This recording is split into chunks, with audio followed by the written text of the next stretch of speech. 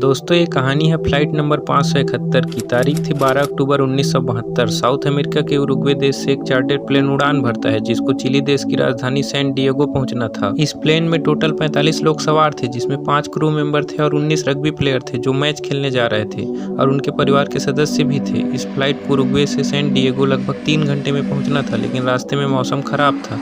इस वजह से इस चार्टर्ड प्लेन को अर्जेंटीना के मेंडोजा शहर में लैंड करना पड़ता है। मेंडोजा में रात गुजारने के बाद अगले दिन ये चार्टर्ड प्लेन फिर से उड़ान भरने के लिए तैयार होती है, लेकिन परेशानी ये थी कि उस दिन भी मौसम खराब था। लेकिन अच्छी बात ये थी कि इस फ्लाइट का जो पायलट था वो पहले भी 29 बार इस रूट से प्लेन उड़ा चुका था। 13 अक्टूबर 2:18 पर यह चार्टर्ड प्लेन फिर से उड़ान भरती है मेंडोजा से सैन डिएगो के लिए। 1 घंटा हो चुका था, प्लेन इंडीज के पर्वतों के ऊपर उड़ रहा था, लेकिन मौसम खराब था, इसलिए पायलट को सामने कुछ दिखाई नहीं दे रहा था, और इसी वजह से पायलट टाइम के अंदाजे से प्लेन को उड़ा रहा था। मेंडोजा से सैन डिएगो का रास्ता 1 घंटे का था, और जैसे ही पायलट को लगता है कि 1 घंटा पूरा हो चुका है, वह सोचता है कि हम इंडीज के पर्वतों को पार कर चुके हैं, मगर प्लेन इंडीज के पर्वतों के ऊपर ही उड़ रहा था। लेकिन पायलट को लगा कि शायद ये लोग चिली के पास आ गए हैं और बहुत ही जल्द इनका प्लेन सैन डिएगो पहुंच जाएगा। पायलट को लगा कि अब शायद उतरने का टाइम आ चुका है। पायलट ने लोकेशन को मिस जज किया और अपना प्लेन धीरे से नीचे किया। जैसे ही नीचे किया तो सामने एक बहुत बड़ा पहाड़ आ गया, और उस पहाड़ से प्लेन न टकराए इसलिए पायलट ने प्लेन को हवा में ऊपर उठा दिया। हवा में ऊपर जाने से प्लेन का बैलेंस बिगड़ जाता है और प्लेन नीचे गिरने लगता है। नीचे गिरते ही प्लेन का पीछे वाला हिस्सा पहाड़ से टकराकर टूट जाता है, और इसके साथ ही पीछे में बैठे 2-3 पैसेंजर की मौत हो जाती है। प्लेन का आगे वाला हिस्सा बहुत ही तेजी से नीचे ग्लेशियर में टकरा जाता है। प्लेन का आगे वाला हिस्सा तहस नहस हो जाता है और पायलट की मौत हो जाती है।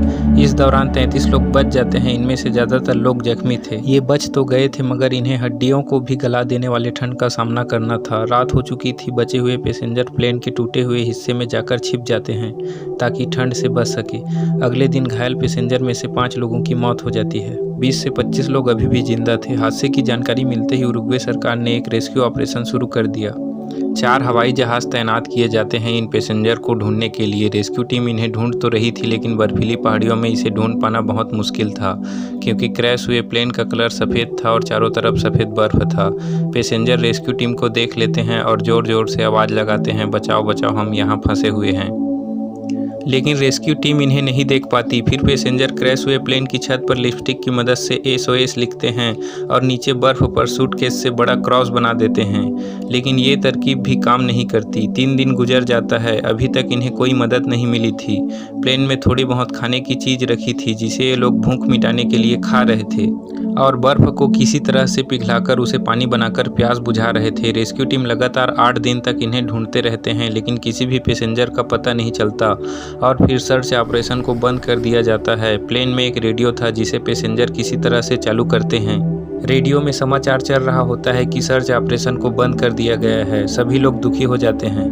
10 दिन बीत चुके थे, अब इनके पास खाने के लिए कुछ भी नहीं था।